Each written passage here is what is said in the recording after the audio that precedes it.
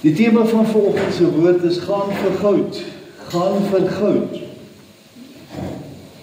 Of dit nou 'n danskompetisie is, of atletiek, of rolbal, of selfs 4x4, enige kompetisie. Mik ons nie vir die tweede of vir die derde plek nie. Nee, ons gaan vir eerste plek. Ons gaan vir goud. So behoort alles in ons lewens te wees. Die werk wat ons vir ons werkgewers lewer, die wat ons insit in ons besighede, behoort net die beste te wees, goud te wees.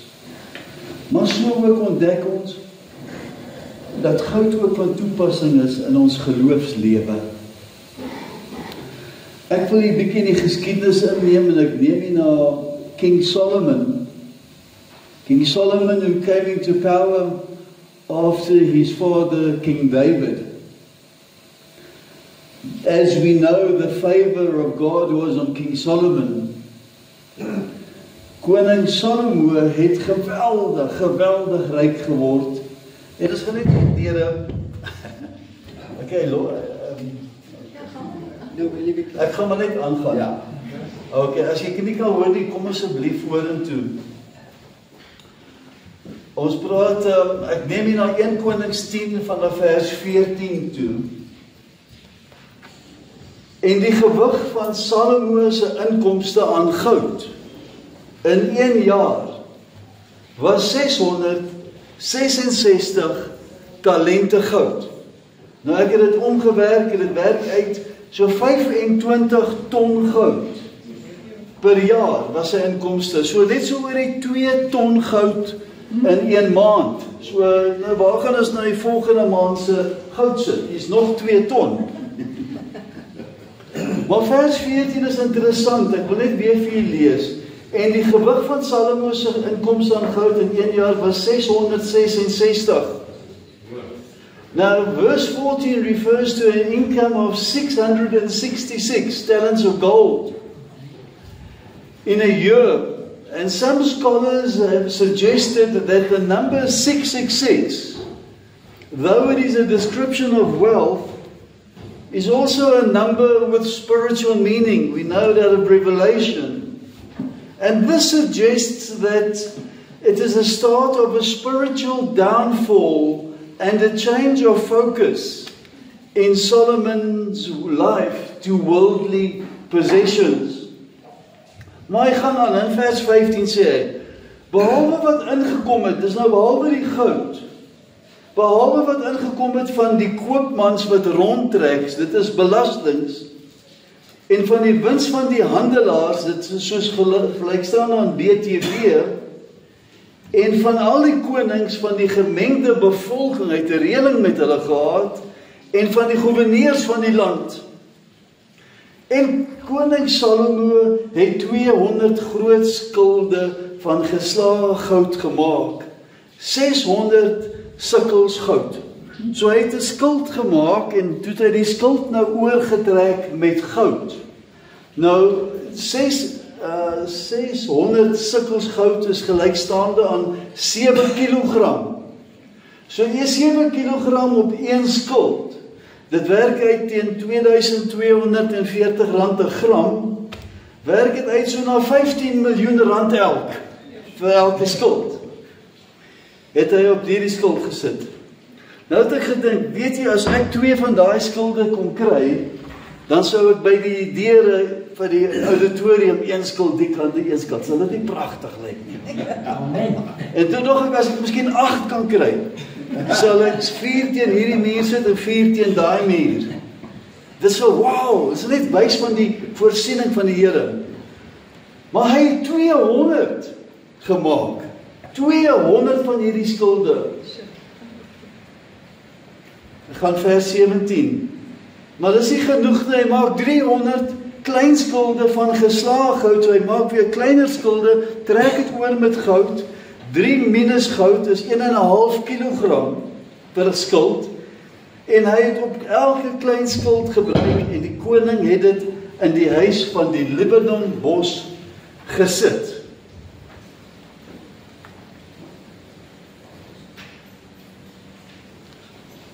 Ag, Jaco Street was daai lig af asseblief Jaco, daai ene boot daar. Ja, hy is daar, hy sien, hy is daar op die bord daar, so jy sien, som daar sien, ja. Dat is die skerplig. Skus, ons gaan aan, vers 18. So, nie net dit is al hierdie goud so prachtig en so, vers 18 sê verder het die koning 'n groot troon van die voorgemaak, en dit met suiwer goud oorgetrek. Vers 19, die troon het 6 trappe gehad, jy kan in die verbeelding sien, 6 trappe, en die kopstuk van die troon was van agter rond, en aan die weeskante was traplenings by die sitplek, terwyl 2 leeu's langs die leeulenings staan. Vers 20, daarby het 12 leeu's daar op die 6 trappe aan weeskante gestaan. So iets is nog nooit in die koninkryk gesien nie.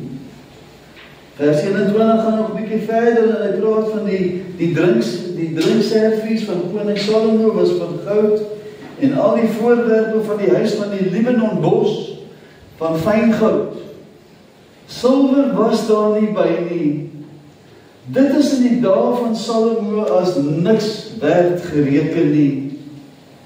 So, dit is baie interessant, jy kan nog 'n bietjie lees en 'n bietjie daarmee speel, want dit gaan aan, sy rykdom word nog meer beskryf van skepe wat inkom met perde en ape en poue ensovoorts. Geweldig ryk gewees. This was the peak of Solomon's life. Solomon had made these shields of gold and they were hung in the governmental house that Solomon had built with timber from the forests of Lebanon. And these shields would be taken down, and when the king went to the temple to the worship, the soldiers would line up with those shields. The guards would line up the avenue leading to the temple. My boetie en sussie, die punt is, as het goed gaan met die koning, as het goed met die koning gegaan het, het het ook voorspoedig met die volk gegaan. As dit goed gaan met die regeerders van 'n land, sal dit goed gaan met daardie land. Israel het in vrede geleef onder Salomo. Salomo het vrede, voorspoed en beskerming van God geniet. Solomon was a good king, but he had made mistakes in his later years. Solomon did what was evil in the sight of Jehovah and did not fully serve God like his father David had. Solomon allowed these many wives to serve their foreign gods. Na koning Salomo het sy seun Rehoboam koning geword. Rehoboam was nie 'n goeie koning nie. 10 van die stamme van Israel aanvaar Rehoboam nie as koning nie en breek weg, en Rehoboam word slegs koning oor die stam van Juda, net een stam. Omdat hy God nie dien nie, kom daar moeilikheid vir Rehoboam en vir die volk. Die wetgewer, die regerder, dien nie die Here nie. Dit is moeilikheid vir die volk. Koning Rehoboam was ongenadiglik met sy mense. Hy het onregverdig gewerk met hulle, en hy het besluit om nie die raadgewers van sy pa Salomo na hulle te luister nie. Koning Rehoboam het verkeerd gedoen in die oë van die Here. Ek neem hier na 1 Konings 14 vers 25. And it happened in the 5th year of King Rehoboam that Shishak, king of Egypt, came up against Jerusalem. Vers 25, in die 5de jaar van koning Rehoboam trek Shishak, die koning van Egipte, teen Jerusalem op. En hy neem die skatte van die huis van die Here en die skatte van die huis van die koning weg. Ja, hy het alles weggeneem, ook al die goue skulde wat Salomo gemaak het hy weggeneem. Vers 27. Daarop maak koning Rehoboam in die plek daarvan bronsskulde. En hy het dit aan die owerste van die hardlopers toevertrou, wat die deur van die koning se huis bewaak het. So dikwels as die koning in die huis van die Here ingaan, dra die hardlopers dit en bring dit weer terug in die wagkamer van die hardlopers. Die namaaksels, die brons, ander vertaling praat van koper, die bronsskilde hang nie in dieselfde plek as die goue skilde nie, en word deur die wagte bewaar en slegs uitgebring vir die koning se besoek aan die tempel. Rehabeam vervang die goue skilde met bronsskilde. Hy besluit nie op silwer nie, maar juis brons, met die doel om te mislei, met die idee om die waarheid te bedek. Die bronsskilde is 'n leuen. Dit is 'n namaaksel wat hy probeer maak om soos goud te lyk. Dit is 'n doelbewuste poging om te mislei. Die bronsskilde is 'n namaaksel van die goues. Die koning gebruik die brons, die namaaksel, as 'n kompromie van die waarheid. Die heerlikheid van God het hulle verlaat. Whenever the king enters the temple, these bronze shields were carried out by the guards. But sadly, the king, the guards, and everybody would know it was fake. Everybody knew that these bronze shields were a compromise. Gold shined, but bronze had to be continually polished to get a shine. The appearance from a distance looked similar, but they were fake, and the people knew it. Rehoboam se koningskap is brons. Die brons reflekteer ook wat besig was om in die land onder sy koningskap te gebeur. As dit goed gaan met 'n regering, gaan dit goed met die land. The blessing of God, which had rested so richly upon the reign of Solomon, because he served God, was lifted from the kingdom of Israel. This was happening because of the disobedience of one man. Disobedience led to with God withdrawing his glory. Solomon het soliede goue skilde gehad, wat die seën van God oor die land gereflekteer het. Bronse is metale wat nie eens genoem was in die tyd van Solomon nie. Rehoboam het die rykdom en die seën van God verloor, toe hy sy rug op God gedraai het. Nou word die bronsskilde selfs toegesluit in die wagkamer, omdat die beskerming van God hulle verlaat het. Rehoboam het deur sy ongehoorsaamheid 'n koninkryk van goud verander in 'n koninkryk van brons. Dit wat goud was, het brons geword. Why is the story of shields many thousands of years ago of interest to us this morning? A shield in the Bible is a symbol of our faith. 1 Peter 1 verse 7 says, sodat die beproefdheid van julle geloof, wat baie kosbaarder is as goud wat vergaan, maar deur vuur gelouter word, bevind mag word tot lof en eer en heerlikheid by die openbaring van Jesus Christus. My brother and sister, is our faith gold standard, or is it shined bronze? The golden shield spoke a pure, clear message. Faith was pure. We have gone through the fire of trials.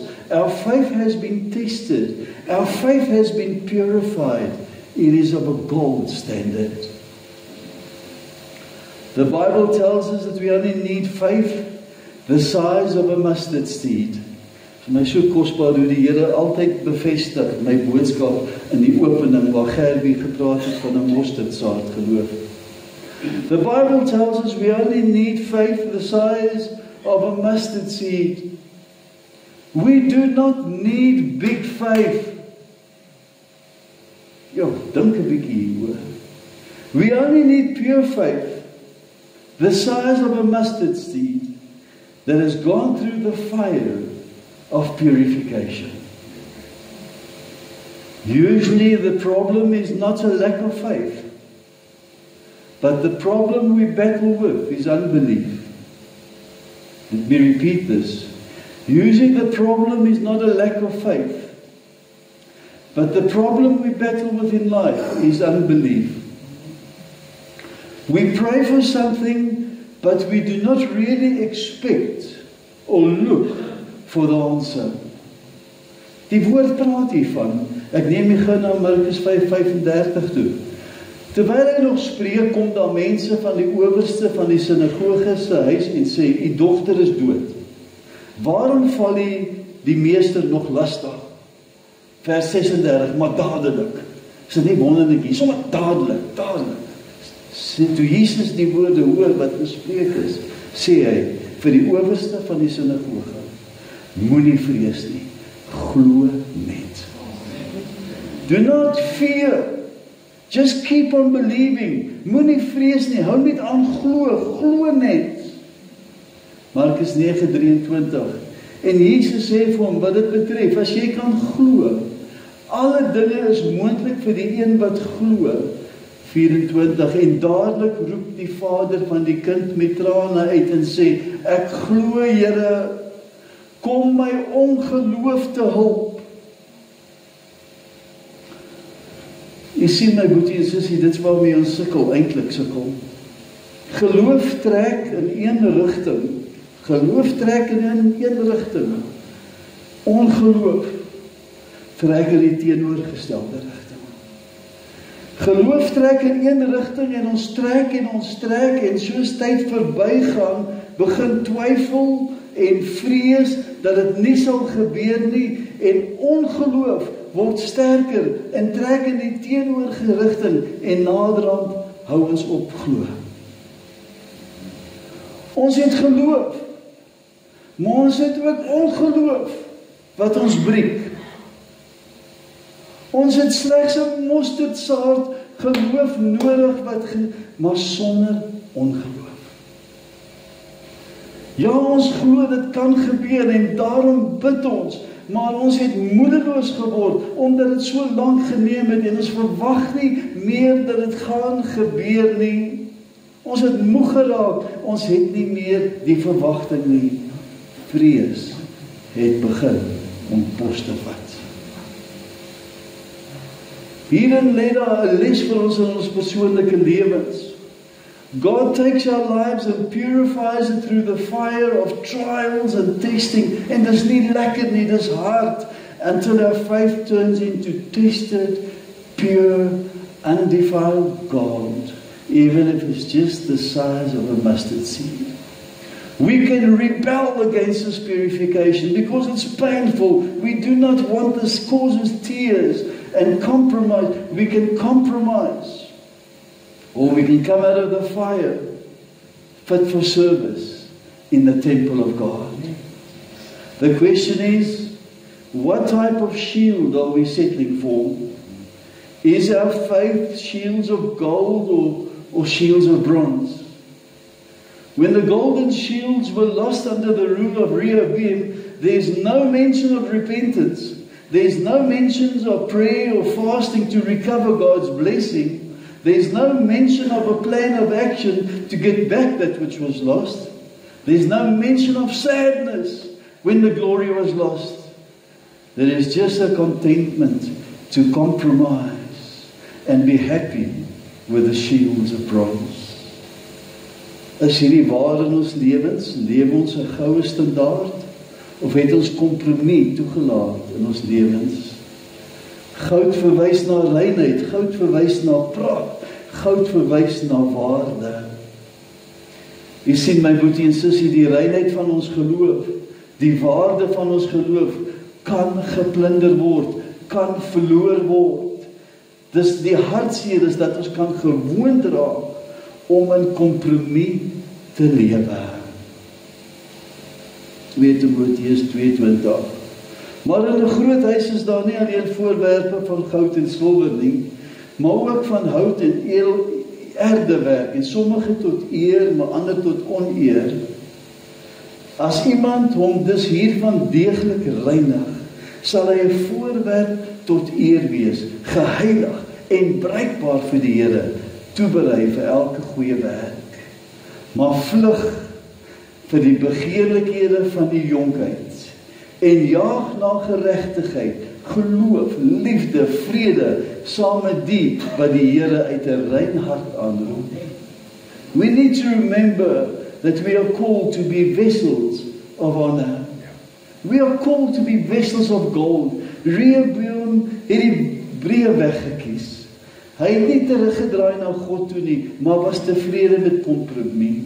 Rehoboam het die maklike weg gekies. My boetie en sussie, onthou dit. Die duiwel gaan nie na jou toe kom en sê, hoorie, ek is die duiwel, en ek wil vir jou nou vanoggend sê, hoekom doen jy nie so of so nie? Die duiwel werk nie so nie. Hy kom op slinkse, fyn maniere, 'n invluistering, 'n gedagte, 'n ietsie wat jy sien. So werk hy. Aanhoudend is die aanval teen ons.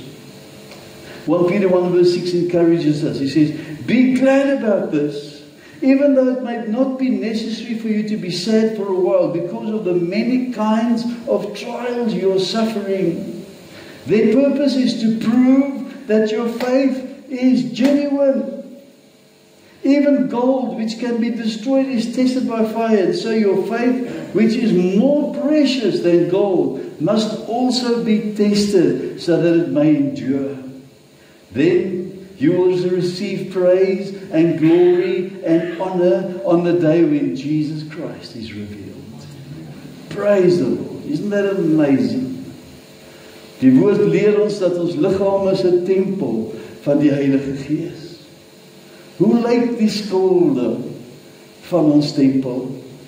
Is ons lewens 'n weerkaatsing van goue skilde, of is ons lewens 'n namaaksel van brons? Openbaring 3:18, ek raai jou aan om vir my te koop goud wat deur vuur gelouter is, sodat jy kan ryk word, en wit klere, dat jy jou kan aantrek, en die skande van jou naaktheid nie openbaar word nie, en salf om jou oë te salf, sodat jy kan sien. My brother and sister, God has given us His best by giving us His Son. He deserves our best. Wanneer ons soos die wêreld lyk, soos die wêreld praat, soos die wêreld reageer, toon ons lewe brons in plaas van goud. Wanneer ons in 'n situasie kom, wanneer ons 'n goue besluit moet maak, wees versigtig vir die bose wat 'n brons uitweg sal wil voorhou. When we live in compromise, instead of total commitment, we are living at a brass standard instead of a gold standard. Wanneer ons verskonings gebruik, sien eerder as gehoorsaamheid, leef ons in brons in plaas van goud. Wanneer ons maskers voorhou, eerder as om onsself te verneder voor God, leef ons brons. Wanneer ons weet dat ons nie is waar God ons wil hê nie, is ons besig om brons te leef, eerder as goud. We see it often, that people easily depart from the gold life and allow compromise, living a bronze life that will not pass the test of faith. Baie Christene begin hulle Christendom met die visie om 'n verskil te maak, met die begeerte om 'n seën te wees vir die wêreld om hulle. Die bose kom vul hulle harte met alternatiewe, om eerder voluit te leef vir die wêreld, om rykdom na te jaag, plesier na te jaag. Hulle het wel 'n skuld, wat op 'n distansie, hy skyn, ja, hy skyn. Dit lyk nie sleg nie, maar dit is brons. Brons is 'n beeld van godsdiens. Dis al wat dit is. Die brons lewe is skyn. Dit hou 'n beeld voor, sodat die wêreld rondom kan sien, daar is ietsie daarso, maar daar's geen waarde nie. Brons Christene maak seer. Maak baie seer. Goud is 'n verhouding met Jesus. 'n Verhouding met Jesus is sigbaar en hoef nie nagemaak te word nie. Ek wil begin om af te sluit. Ons gaan almal in ons Christen lewe deur seisoene. Seisoene waar die egtheid van ons geloof getoets word. Moenie kompromie toelaat in ons verhouding met Jesus nie. Gaan vir goud. Moenie brons toelaat nie. Dit gebeur maklik. Dit is so maklik om brons te aanvaar, want as jy uit hierdie situasie uit, bly by die goud, al is dit hoe pynlik, want jou geloof word gelouter. Waar gebed voorheen 'n tyd van verkwikking, 'n tyd van kragopbou, 'n tyd van plesier was, het ons gebed nou miskien net 'n skietgebed geword. Vroeger kon ons nie wag vir Sondag om diens toe te kom nie, om te praise en te worship, om met boeties en sissies te kuier en te lag en te deel, maar nou het dit moeite geword om elke Sondag daar te wees. Geleidelik het die gemak van die wêreld ingekom en ons goudstandaard het ons verruil vir brons. Ons hoef nie tevrede te wees met bronsstandaard nie. Goud kan weer ons in wees. Jesus staan reg om die goud wat verlore is terug te gee aan die wat dit vra. Ek raai jou aan om by my goud te koop wat deur vuur gelouter is, sodat jy kan ryk word, spreek die Here. Amen en amen. Kom ons bid saam. Here, dankie vir die geskiedenis van in die woord. Dankie dat hierdie woord lewendig en kragtig is en tot vandag toe vir ons boodskappe het van dinge wat duisende jare terug gebeur het. Here, dankie dat ons bid en ons vra, Here, soos daai man uitgeroep het, kom my ongeloof te hulp. Here, ons besef ons het geloof, maar ons besef ook op die agterkant is daar ongeloof. En ons bind dit en ons bestraf dit en ons weerstaan dit in Jesus se naam en ons kom na U toe en ons koop by U suiwer goud. En ons koop dit, Here, deur tyd in die woord, tyd in gebed, tyd in die teenwoordigheid. O, help ons hierin, Here, dat ons nie so maklik die brons uitweg kies nie, maar dat ons bereid is om te staan vir die goudstandaard. Lord, we just want to go for gold when we serve you. We just want to serve you at a golden standard. In the name of Jesus, we ask this. Amen.